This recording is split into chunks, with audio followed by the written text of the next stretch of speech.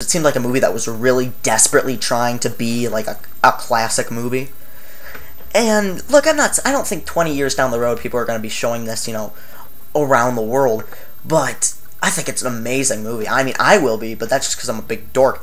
But I absolutely love Super 8. I think underrated movie, I would say. I think that most people like it, but you have to acknowledge they could have totally screwed that up with they got a great director, fantastic kid actors to play those roles, and best kid acting since Stand By Me. Yeah, I mean most kid actors suck, but they were fantastic. I'm trying to think. Yeah, well well maybe Jingle All the Way, maybe not Jake Lloyd, but Sinbad, great child actor. Harry Potter. Well, yeah, the Harry Potter. Kick-Ass. Yes. Oh, Money, Kick-Ass for sure. Yes, with great kid acting in that. But that was only one actor though, like kind of, but Exactly. still, Little Miss Sunshine maybe too, but. Super though, I missed the movie and I'm still kicking myself for that because it looks like it probably kind of like was like the E.T. of our generation, and it looked like it was like just a beautiful film. Beautiful, looked like the best. It was great. Yeah, I love that movie. That was one of my favorite movies. I would say it will probably be close to my top 10 list by the end of the year. And look, I just want to say before we move on, I think this summer this year has been an amazing year for movies so far. I think It's been a lot better than the last years, because like this is a weird pattern I've noticed. Because if you think about it, the past few summers, if the first movie of the summer is good, then the rest of the summer is good. If the first movie of the summer is bad or kind of disappointing, the rest of the summer is not good. Because this year we started off with Thor, and it was good. Last summer we started off with Iron Man 2, and I liked it, but it was kind of disappointing. And we got last summer, 2009, we opened with Wolverine, which was atrocious. Wait, no, we opened Star Trek, didn't we? No, that was the next week. Wolverine. I like to think we opened with Star Trek. Yeah, everybody just thinks. I like to think we opened with Ghost of Girlfriend's Past myself, but that's just me. and then 2008 we opened with Iron Man. We got awesome 2008. So I think it's a weird coincidence pattern, but it's something I've noticed. I think 2008 was an amazing year because that year the summer was fantastic, and the Oscars season was great. 2009. The summer was underrated. That was a great summer because we had Star Trek, Inglourious Bastards, Hurt Locker, 500 Days of Summer, District 9. Some amazing movies. But the Oscar season. G.I. Joe. I'm putting G.I. Joe in the consideration. I hate G.I. Joe, but but then 2010 was a bad summer, but we had an awesome Oscar season. And hopefully we'll have a great Oscar season this year because it has been a bad-ass summer. So, The summer's been great. Yeah, I have. Obviously, there are my fair share of disappointments, but can't win them all. Big dramas at the end of the year, like we did last year, like movies like The Social Network and 127 Hours and The Fighter. Yeah. Even The King's Speech, which I didn't like. Hopefully it carries over into the rest of the year. Yeah, I hope so for sure. I think I don't think I've actually given any negative reviews yet, except for Captain America. Yeah, that's right. You didn't. That'll be our first argument probably in the night because but let's go on to Ted with number 4. What's your number 4 favorite movie of the summer? Okay, my number 4 is wait, did the other guys go or were You're up. okay. My number 4 is a superhero movie. I thought it was going to be good, but I didn't expect to love it this much, and that is X-Men First Class. Yep. And it's I just loved it. It proved that a movie doesn't need a huge amount of action to be good. As long as it's got good characters and a good storyline, I'm fine. And that's exactly what X-Men First Class had, and I loved it. Yeah. No, go ahead. Okay, my thing with X-Men First Class is I think it's great. I'd give it like an 8.5 out of 10, but I don't like it quite as much as everybody did because I think it's great. It's just I think I wasn't completely involved with the characters. Like the whole relationship between Magneto and Charles. For some reason, I just didn't buy that relationship. Something about it was like just kind of fell flat for me. But other than that, I thought it was great. You know what it was? Is that like it would have been? I think that would have been a movie that would have been better had it been split up into 2 movies. Yeah. Because. If it had you end it, because I love the movie too. I think it's a really good movie. But I think if you end it with the fact that these guys are meet each other. They become really good friends at the end of the movie. And then with the second one, they're full on, they're best buddies. They're yucking it up every single, second. They're best friends. And then the movie ends with, Magneto turning. That'd be like a really tragic story. And I felt like they did the best job that they could have done making it into one movie.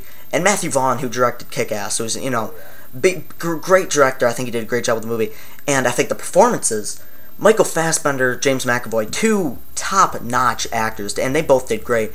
But I agree. That relationship, I bought it for as much as it could have been bought with the way that the movie was written. But, I will agree with you there. I thought that there weren't like a huge amount of scenes, when thinking back, there weren't like a whole bunch of scenes when, what's his face? When Magneto and, Xavier were, acting like best friends. There were scenes where you could see that they connected in, a friendly way, but there were never really any scenes where it showed them, being really, really good friends.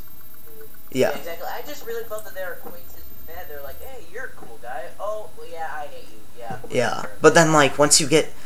The only way that you are going to buy... Look, this is one of my biggest pet peeves in the movie, but the only way that you are going to buy a scene where a character goes, "No!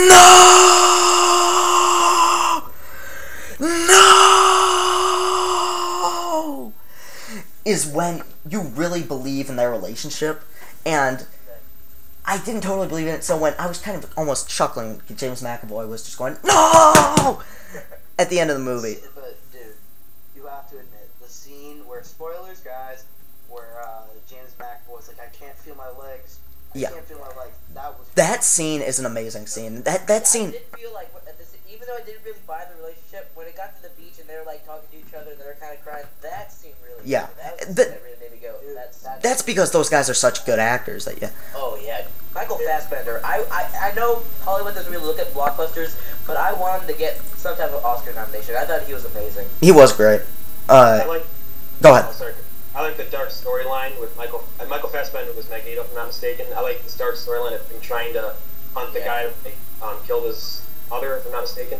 That's one of my favorite parts of the movie. Yeah, I thought that scene... Honestly, the scene he's sorry. You want to go? Or? Yeah, if you don't mind. The scene where he's flipping the quarter between his fingers and then he shoots it at the picture of the guy right at his forehead. I love that part. Mm-hmm. Yeah, I was thinking they could have just made an entire movie about that. I was in the scene when he rips the metal fillings out of the guy's mouth. That's great. And I think if they were to ever, I think he would be an awesome Bond villain. That guy. If that guy should be in the next Bond movie. But that's once again getting off track.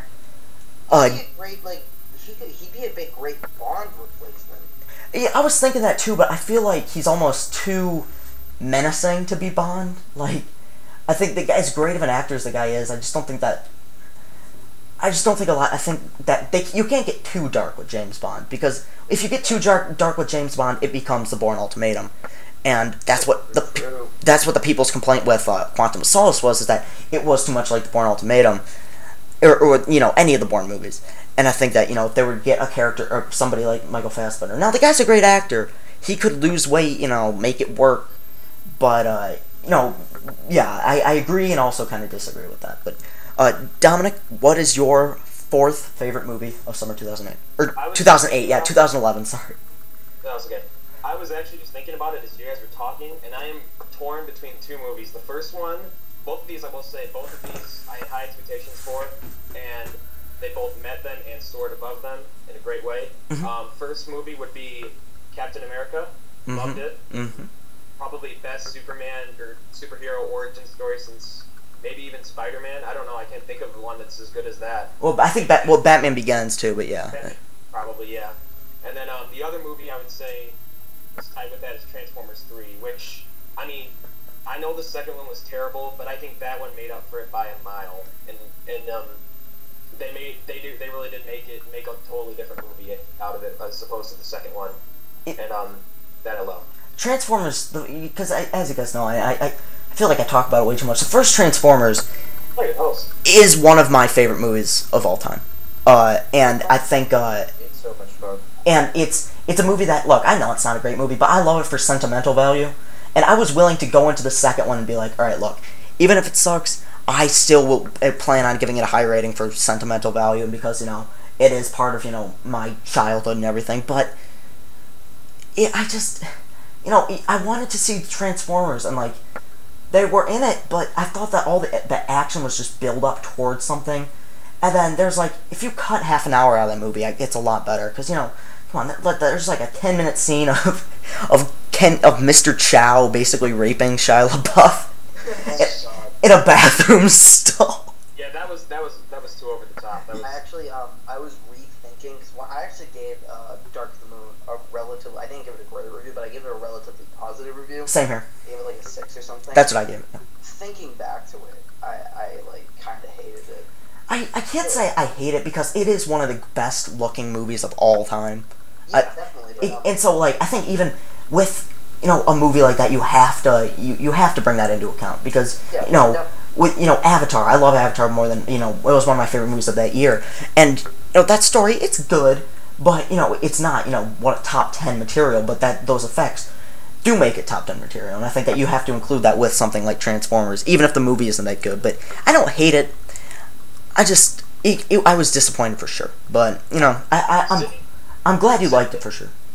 So, sitting in the movie theater, I would have given it like a 6 or a 6.5 like you guys did. But then when it got to the part, though, when Shia LaBeouf and I think Tyrese Gibson, when they're getting to the city and when they're like going around and they're just jumping from building to building, and that part, from then on, I really liked the movie. That really boosted what I thought of the movie. Yeah. What happened with me was I was just basically like thinking, okay, this movie's not good. And I saw it with a bunch of friends, and that's like the type of movie you see with a bunch of friends. But honestly, I was bored. It was same here, and yeah, that was awkward for me because I saw it with a bunch of friends too, and I don't want to be that guy who comes out of it being like, it sucked, it was terrible. That's what happened with me in Battle Los Angeles. Like, I went with a bunch of my friends. They all went, dude, that was the greatest movie I've ever seen. Me too. And I was like, You don't know. Turn on broken. They were like, oh, get out of here.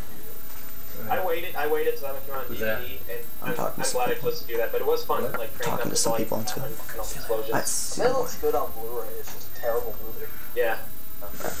All right, now we're on Alan, right? Alan, what's your number 4?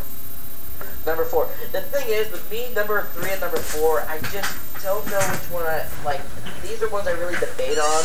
Like, I saw number 3 twice, so that kind of like I'd have to see number 4 twice to really make sure it works. But this is so far. So far, number 4 is Rise of the Planet of the Apes. Yeah. I personally, honest, I'm not gonna lie, I think that's a little bit low, but I'm gonna get to that. I'm gonna go off on that movie about. I'm gonna do a reverse rant. I'm gonna rant about how good that movie is. But Been here.